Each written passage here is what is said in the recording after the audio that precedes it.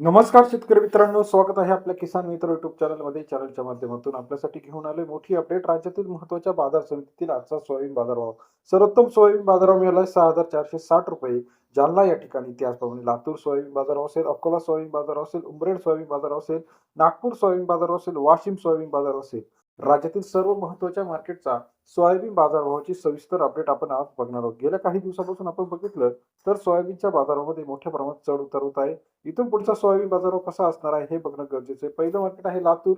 8,172 quintal अवकाळी 5,120 रुपये ते 5,830 रुपये प्रति क्विंटलचा. लातूर कृषी उत्पन्न बाजार समितीमध्ये सरासरी दर 51 ते 59 रुपये. अकोला मार्केट 2225 क्विंटल अवकाळी 5,200 रुपये ते 5,910 रुपये. अकोला कृषी उत्पन्न बाजार समितीतील सोयाबीनचा बाजाराचे अपडेट 50 ते 57 रुपये. कारंजा 3800 क्विंटल अवकाळी 5,000 ते 5,720 रुपयापर्यंतचा कारंजा कृषी उत्पन्न बाजार समितीमध्ये बाजाराचे अपडेट. जालना मार्केट 1490 क्विंटल अवकाळी 5,000 ते 6,461 रुपये प्रति क्विंटलचा बाजारभाव.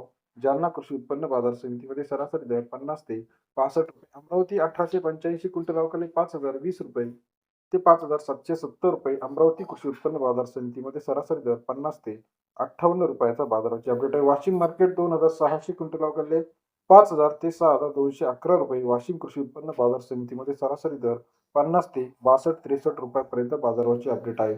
माजलगाव 511 क्विंटल अवकाळी 5,180 110 रुपये ते 5,880 रुपये. गेल्या काही दिवसाच्या आकडेवारीनुसार सोयाबीन बाजारभाव 7 ते 8 दिवसामध्ये पुन्हा एकदा वाढण्याची शक्यता आहे. 55, 60, 65 रुपयापर्यंत जाण्याची शक्यता आहे.